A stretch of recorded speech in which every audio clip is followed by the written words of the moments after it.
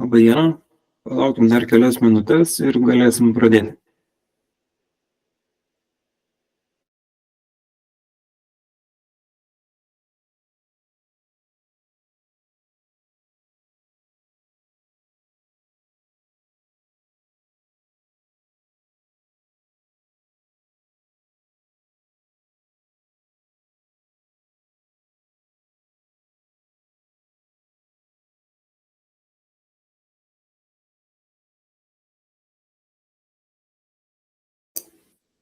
Sveiki visi, dar luktelkim kelias minutės ir galėsim pradėti.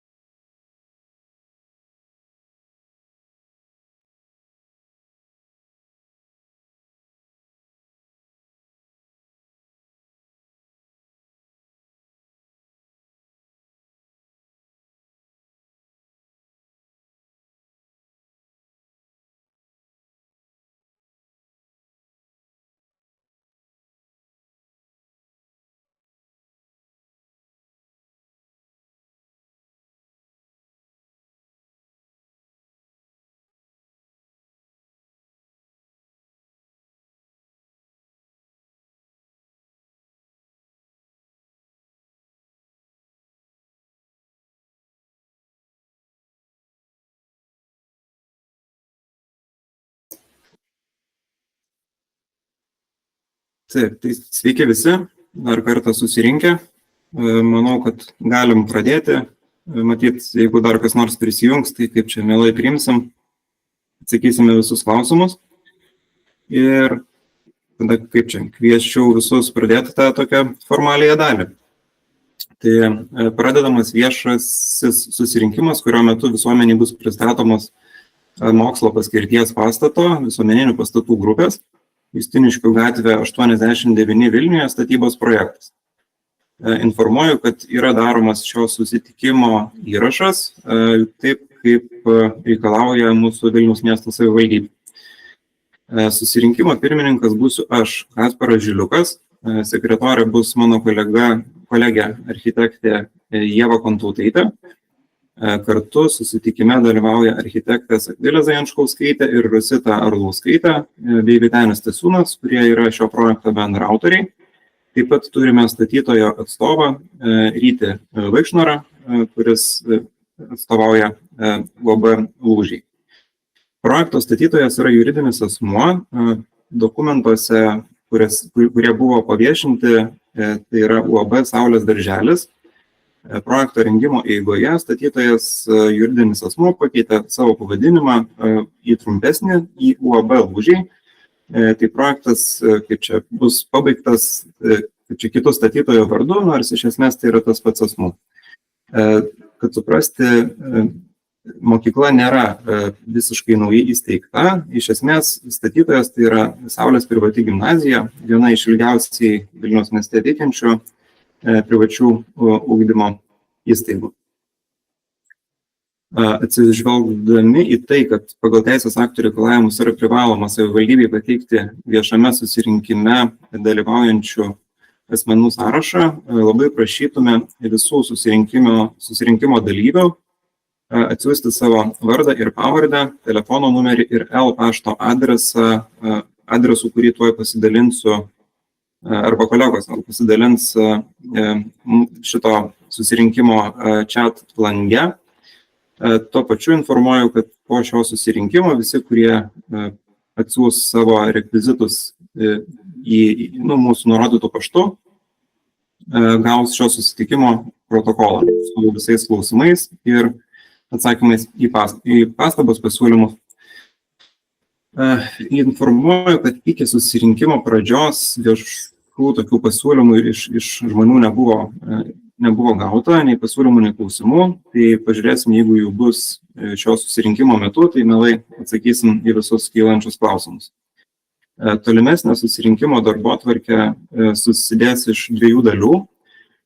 Toliau aš pristatysiu ir supažindinsiu su projektiniais pasiūlymais. Ir sekanti dalis po pristatymo bus atsakymai į viešo susirinkimo dalyvių klausimus, kurie galės būti užduodami rašant chat lange arba užduodant gyvai susirinkimo metu.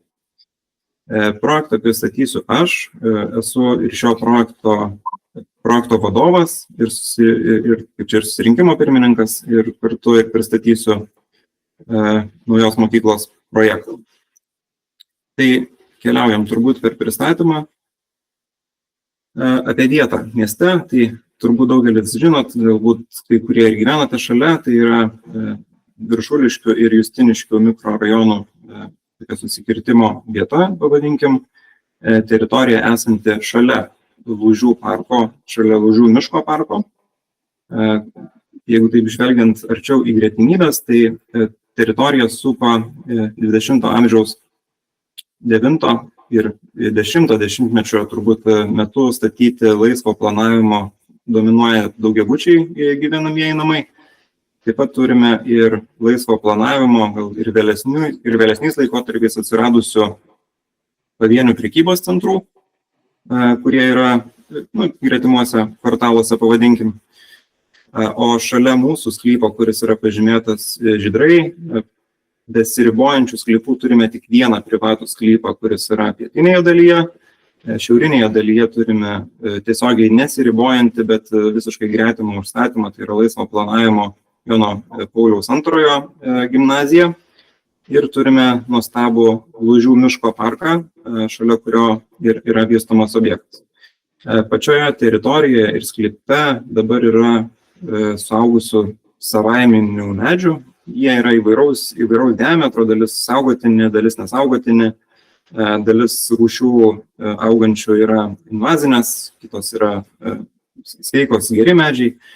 Ir taip pat iš vakarinės pusės turime Justiniškių gatvę, kuri yra C kategorijos, ir turime Justiniškių gatvės pylimą, kuris irgi yra suvokiamas ir Vilniaus miesto bendrajame plane pažymėtas kaip šlaitas, nors jis yra 90 metais yra tiesiog supiltas statant gyvenamosius rajonus ir tiesant gatvę.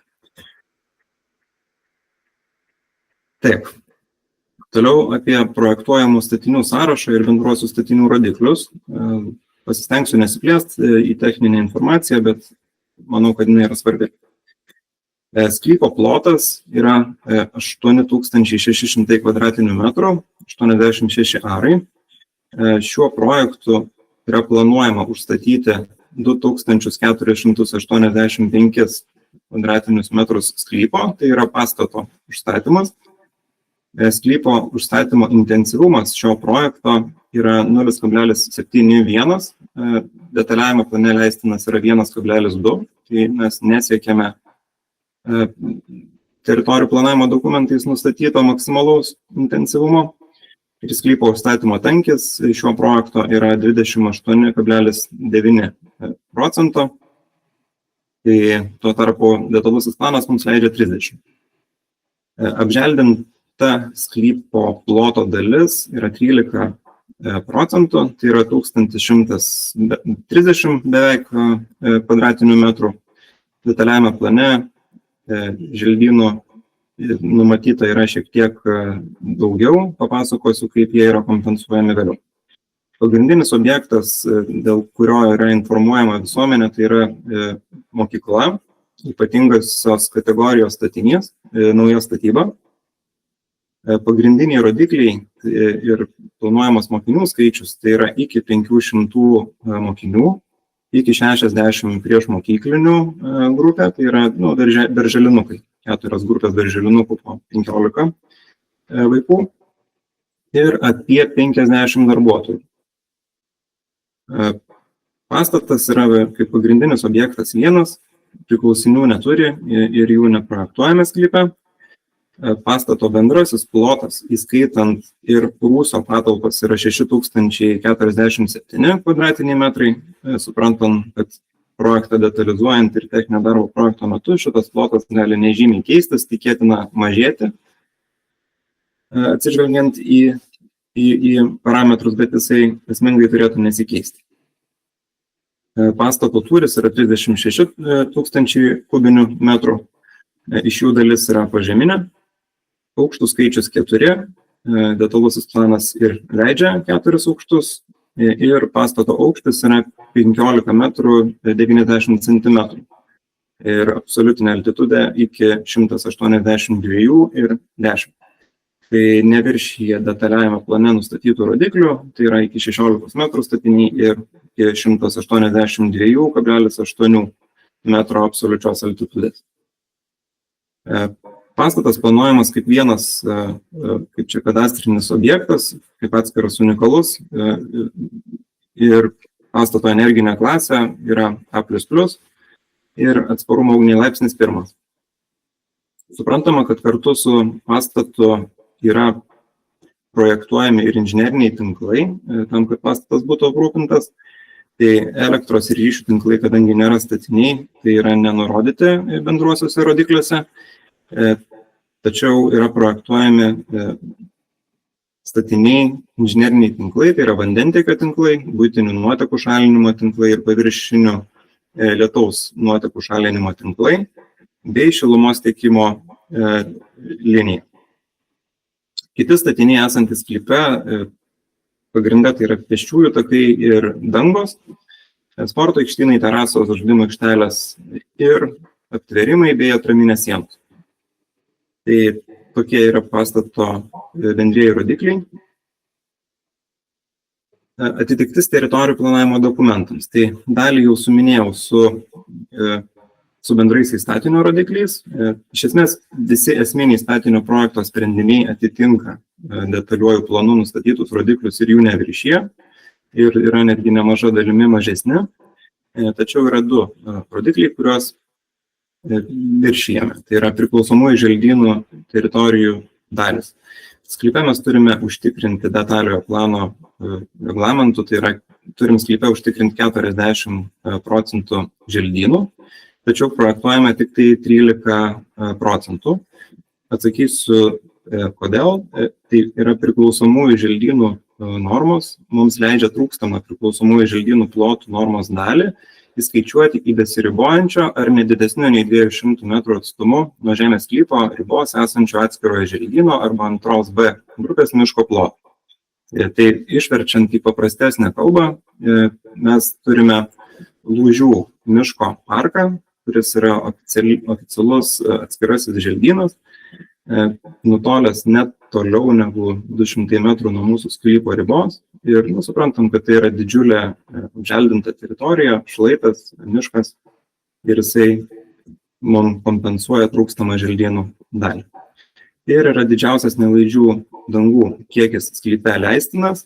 Tai reikia suprasti, kad galima tų dangų projektuoti ir daugiau, tačiau tokiu atveju yra taikomos kompensacinės priemonės. Tai mūsų atveju, kadangi sklypas tikrai yra labai nedidelio ploto mokslo paskirties pastatui, tai mes projektuojam šiek tiek didesnį procentą nelaidžių dangų ir taikome kompensacinės priemonės, tai yra lietaus vandens surinkimas, bus kaip čia kaupiamas akumuliacinėse lietaus vandens talpose ir palaipsniui išleidžiamas į lietaus nuotekų tinklus.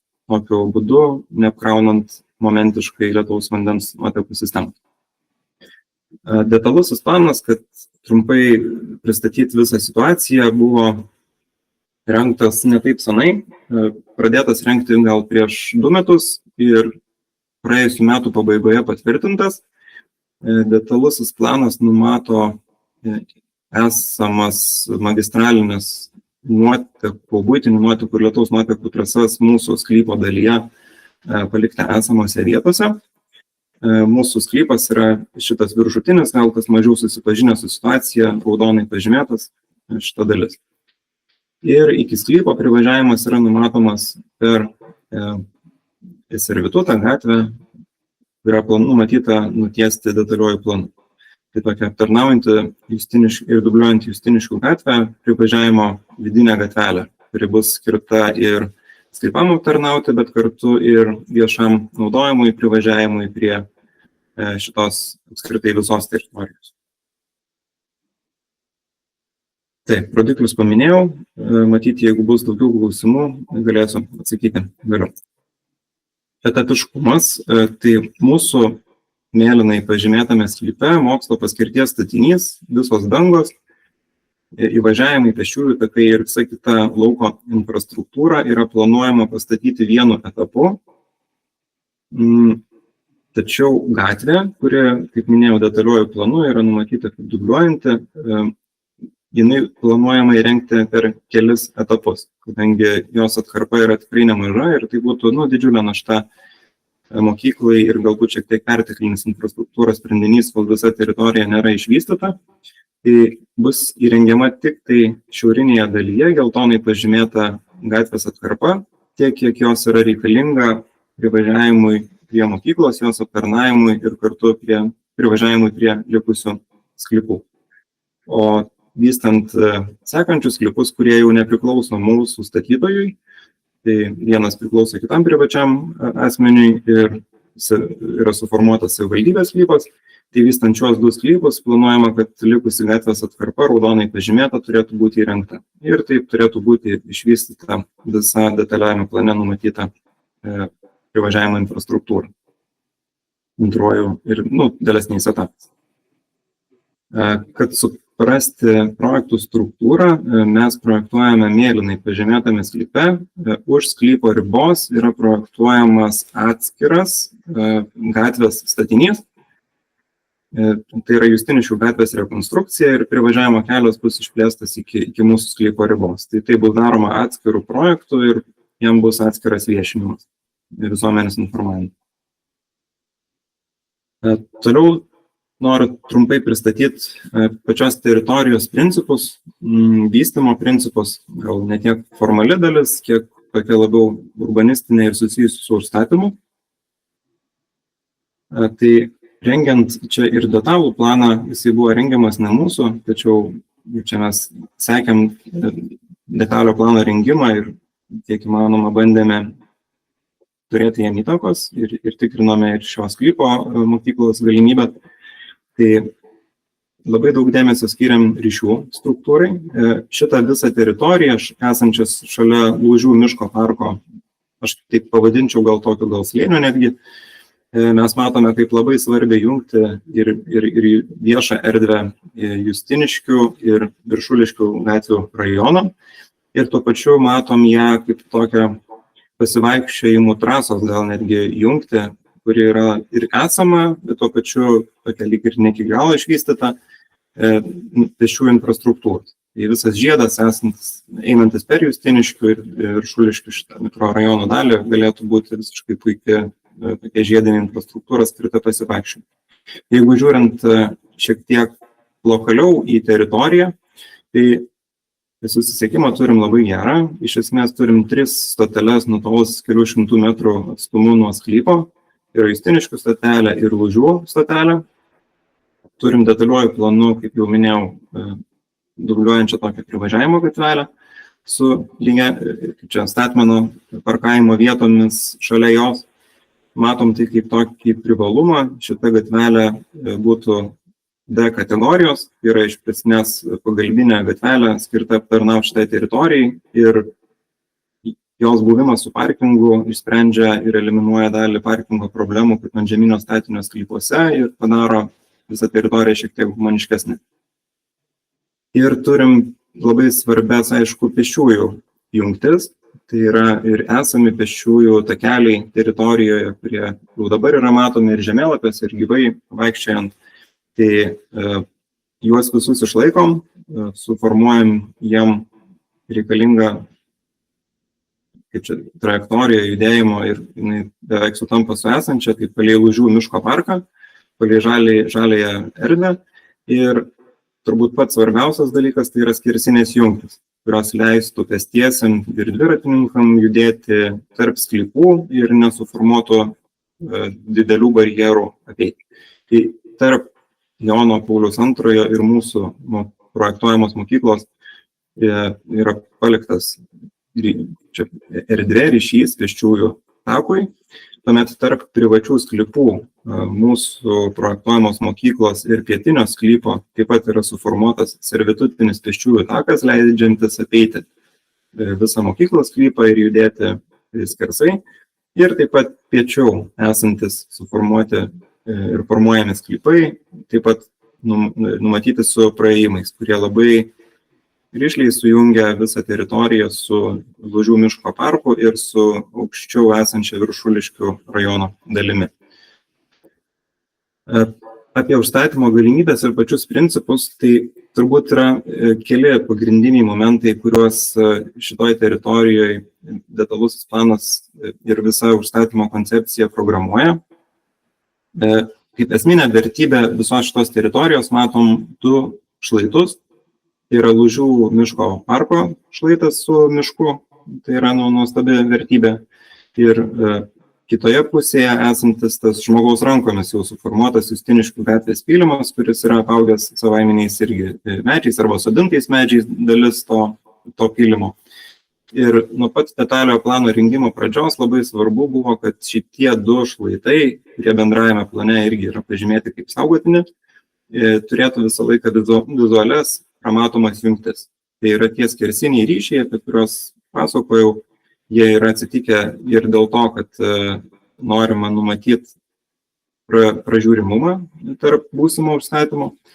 Ir aišku, pats pastatų principas tiek mūsų sklype, kuriame mes projektuojame, tiek pietinėme sklype turėtų būti kaip įmanoma labiau sulaužytas, suskaidytas, prasukiotas taip, kad tas pražiūrimumas būtų kiek įmanoma didesnis ir kad pastatai kuo mažiau ribotų šitų dviejų šlaitų ir miškų matomumą.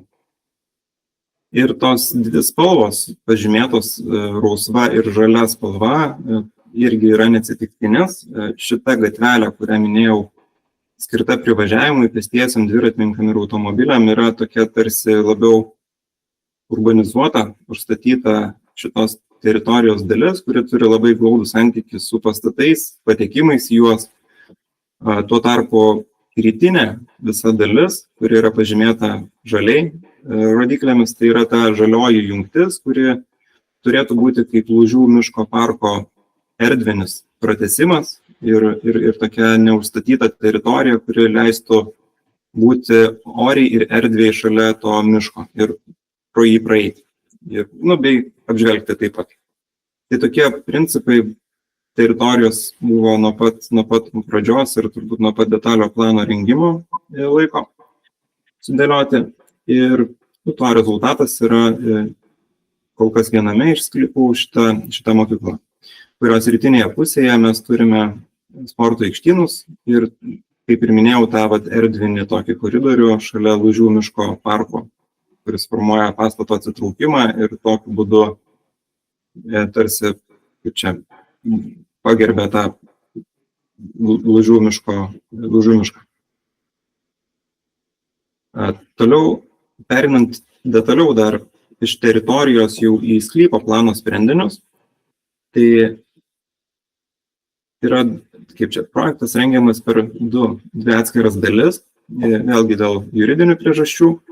Tai yra mūsų sklype formuojamas pastatas ir tai, ką mes šiandien pristatinėjom. Ir antrasis projektas, kuris yra rengiamas atskirai, tai yra Justiniškių gatvės rekonstrukcijos projektas, tai yra privažiavimo kelias iki mūsų sklypo. Tai yra rengiamas atskirų projektų ir bus viešinamas atskirų.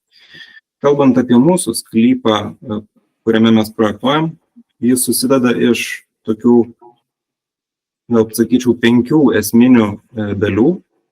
Tai yra pastato prieigos ir mokyklos įėjimo erdvė skveras ir privažiavimo erdvė vakarinėje dalyje ir mokyklos kiemas. Kitaip gal net įvardinčiau net ne vienas kiemas, o 4 kiemai, kaip mokyklos, privačios erdvės koncepcija. Tai va šita dalis, kuri yra rytinėje dalyje, jinai yra aptverta, formuojama kaip saugi mokyklos vidinė erdvė ir joje yra numatyti 4 kiemai. Tai yra mokyklos soda, šalia mokyklos valgyklos, mokyklos vidinė aikštė, kuri yra skirta renginiam vykti. Tuomet šitas geltonai pažymėtas, tai yra vaikų žaidimų aikštelė prie darželinukų grupių, tokia saugi vidinė erdvė vaikams žaisti. Ir žalia tamsesnė spalva yra pažymėtas universalus sporto aikštynas ir 100 metrų bėgimo takas. Tai yra sporto erdvės, kurių mūsų reikalauja ir higienos normos. taikomos mokykloms ir kartu toksai kaip atskiras 4. kiemas yra skirtas dedikuotas sportui. Tuo tarpu ta 5. erdvė, kuri yra pastato prieigos, jinai bus viešai prieinama ir per ją mes pateksime į mokyklos pastatą, atvažiuosim, pasistatysim automobilius ir jeigu taip žiūrint dar giliau, tai kol gatvė yra nesuformuota visa apimtimi, nuo Justiniškių gatvės pateksime šito privažiavimo keliu, apsisuksim ir galėsim išvažiuoti atgal į Justiniškių gatvę. Mokiniai bus išleidžiami KISS and RIDE sustojime esančiame priešais mokyklos pagrindinį įėjimą.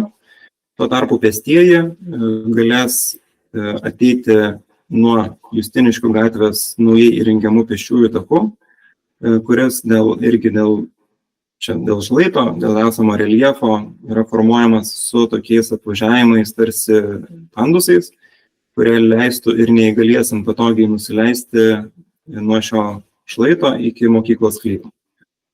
Ir reikia paminėti ir turbūt labai svarbu suprasti, kad 86 arai naujai mokyklai yra tikrai labai nedidelis sklypas, bet nepaisant šio mažo sklypo dydžio, dalis mokyklos sklypo yra, kaip čia pažymėta, su nustatytų servitutų, viešai praeiti, pravažiuoti pro mokyklos sklypą. Tai ne visa mokyklos teritorija bus aptverta, dalis jos bus naudojama ir viešai pravažiuoti, tuo pačiu ir mokyklos lankytojams patekti. Ir tik tai rytinė dalis bus aptverta ir saugi. Tai manom, kad tai yra tikrai didžiulė duoklė ir miesto gyventojams šitą atiduota erdvė ir tuo pačiu labai kompaktiškas sklypo panaudojimas, suvokiant šitą gatvę kaip tokią miesto erdvę, skirtą visiems. Taip, gal judam toliau. Aukštų planai. Tai pastatas yra projektuojamas 4 antžeminių aukštų ir rūsių. Tai rūsyje mes turime pagalbinės techninės patalpas, persirengimo patalpas, salę, įrašų studiją. Iš esmės visas rūsys atlieka 2 funkcijas. Tai nepaisant tų funkcijų, kurias aš paminėjau, kartu tai yra ir mokyklos priedangos erdvė, kuri yra skirta 60% mokyklos lankytojų ir mokykloje būsiančių žmonių laikinai prisidengti. Tai to mūsų prašo ir teisės aktų reikalavimai, bet kartu suvokiame ir atsakomybę geopolitiniam kontekste. Tuo tarpu 1. aukšte turėsim 4 vaikų darželio iki mokyklinio ugdymo grupės, valgyklą, baseino zoną su pagalbinėmis patalpomis, druskų kambarį, sporto salę, aktų salę ir kitas patalpas, kurios yra skirtas tokiam, pavadinkim, bendram mokinių naudojimui ir jos tokios yra labiausiai viešos, tai jas koncentruojame 1. aukšte. Tuo tarpu 2., 3. ir 4. aukšte yra pastato centre geltonai pažymėti bendro naudojimo holai ir jų perimetrų išdėstyti mokymo kabinetai. Tai turbūt į pastatų planus gal neverta leistis į detalės, jeigu bus klausimų, galėsime atsakyti. Ištrauka iš interjero koncepcijos. Čia parengę projektinius pasiūlymus ir rengdami techninį darbo projektą interjero sprendimus detalizuosim. Fasadai ir pastato tūrinė išraiška. Tai apie užstatymo principus sulaužytą tūrį jau šiek tiek minėjau. Tai tas sulaužytas tūris turbūt labai svarbu yra ir teritorijos masteliui. Suprantam, kad tas slėnis yra pakankamai didelis, bet jis yra labai žalias. Tai visą pastatą norėjo sudaryti tarsi iš tokių 3 atskirų tūrių. Tai 2 mokslo paskirties su mokymo patalpomis ir 1 atskiras sporto. Šitie 3 tūriai iš principo yra suvaldomi per 3 medžiagas. Tai yra pagrinde per plytą ir varijuojant jos faktūrą, plytų sudėjimo rašto, pastato mastelis yra dar labiau skaidomas. Antroji medžiaga, kurią planuojame naudoti, tai yra metalo lakštai, karteno lakštai, kuriais apdailinsim sporto salę. Tai yra irgi tokios gamtiškos rudos spalvos, truputėlį gal aliuzija ir į medžių kamienus, kurių yra šalia labai daug ir labai norėjusi visas tą pastato spalviškumą nukreipti taip, kad jis primintų ir čia labiau niveliuotų negu kontrastuotų su esamais miškais. Ir detalės, tai bus dažyto metalo arba naudoto aliuminio rudos, tai langų rėmai, turėklai ir skardinimai ir kitos detalės metalinės, tai taip pat tamsios spalvos. Taip, pastato pjūvis, kaip minėjau, tai yra 4 antžeminiai aukštai ir 1 požeminis, tai tą matome ir pjūvyje. Pastato dalyje formuojame atriumą per visus 4 aukštus, kaip tokią jungtį, apjungiančią visus 4 mokymo aukštus.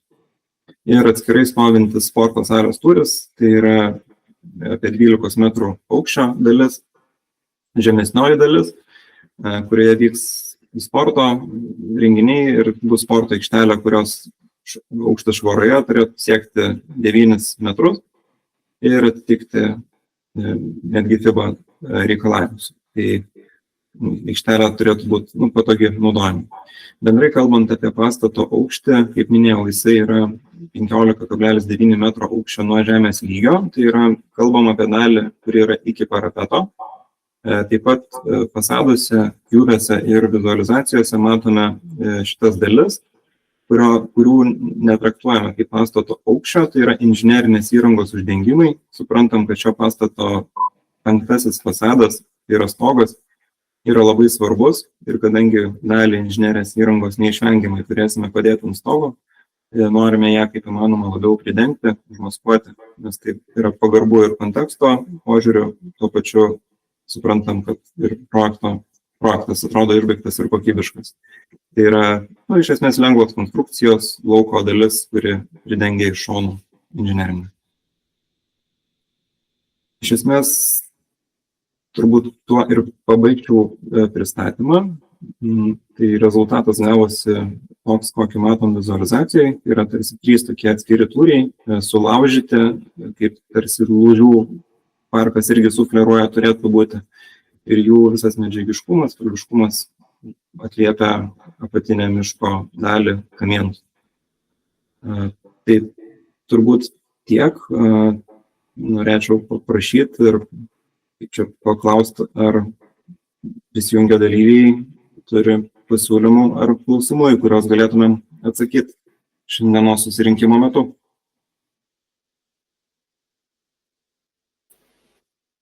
Labą dieną. Labą. Dėkui iš pristatymą informatyvų. Žiūrėkit, kaip ir, nežinau, turbūt daugelis čia susirinkę, gal džiaugias, gal nelabai džiaugias, patys žinot požiūrį į tokius pokyčius. Aš iš savo pusės kaip ir suprantu, kad tai yra tiesiog reikalinga infrastruktūra. Žiūrėkit, jūs labai pateikėt, kad visi praėjimai bus neuždaromi, bet man žiūrint į planus šiek tiek kyla abejonė dėl to. Jeigu taip žiūrint į brėžinį, tai tas apatinis dešinysis kampas, kur jūs planuojat tvorą, ten, kaip suprantu, bus ir kažkoks bėgimo takelis, ar ne? Ir su ta tvora jūs dabar esamą takelį visiškai užblokuojat ir iš vertikalinio, net nelabai matau, kad būtų formuojamas kažkoks apatinis dešinys, jo, ten norimi pareina takelis. Jo. Šitą dalis. Jo, ir pagal topografiją aiškiai matas, kaip nusikerta tas praėjimas. Ar jūs kažkokį numatot, nesakau, net pagal vertikalinį iš karto matas, kad nuo tvoros eina šlaitas? Tai ačiū už klausimą. Manau, kad jis yra teisingas.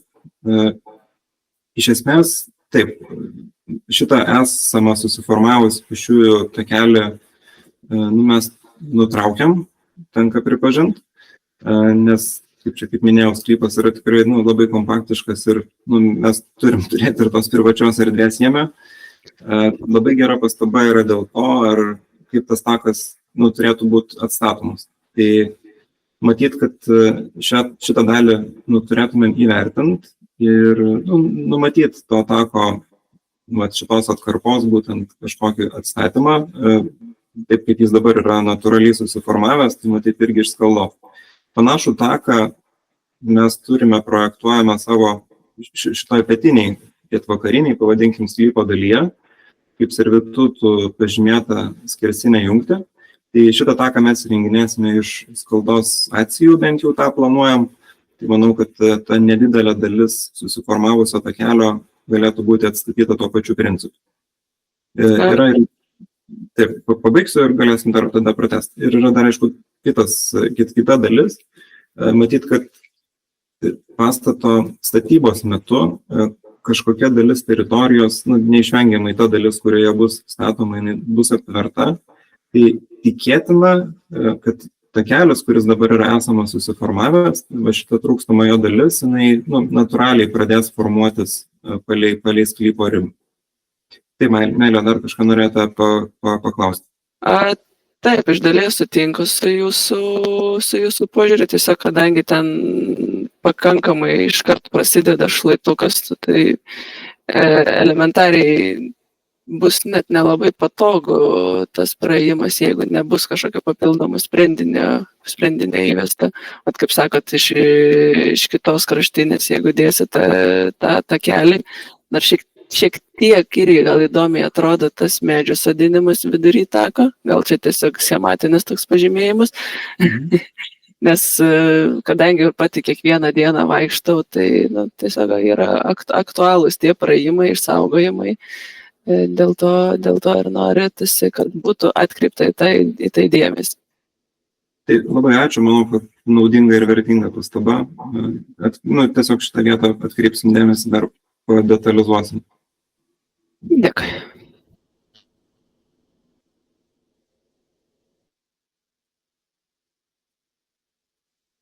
Taip, gal daugiau yra norinčių paklausti ar turinčių pasiūlymų? Šis viešas susirinkimas, jisai vyks iki 4 valandos, tai iki to laiko, čia mes būsim prisijungę, jeigu ar tai būtų kylančių klausimų, ar atsirastų pasiūlymų, tai tikrai čia išklausysim. Tai turbūt kol kas ačiū, mes liekam prisijungę, jeigu būtų klausimų, išgirsim jūs.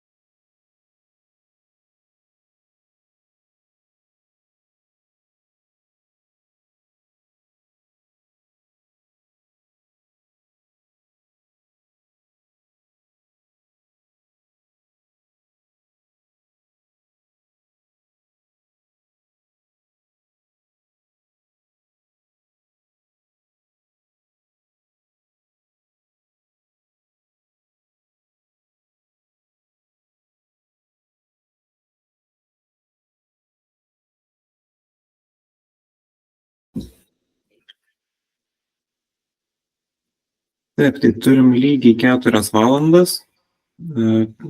Čia skelbiu, kad susirinkimas yra baigtas. Daugiau pasiūlymų ir klausimų nebuvo sulaukta. Konstatuoju, kad visuomenė su projektu yra supažindinta. Šis garso ir vaizdo įrašas bei protokolas bus patalpinti infostatybos sistemoje ir kitose prieinamose platformose pakartotiniai peržiūrai, jei to prireiktų. Ačiū visiems susirinkusiems, gero savaitgalio ir gerų darbų. Iki.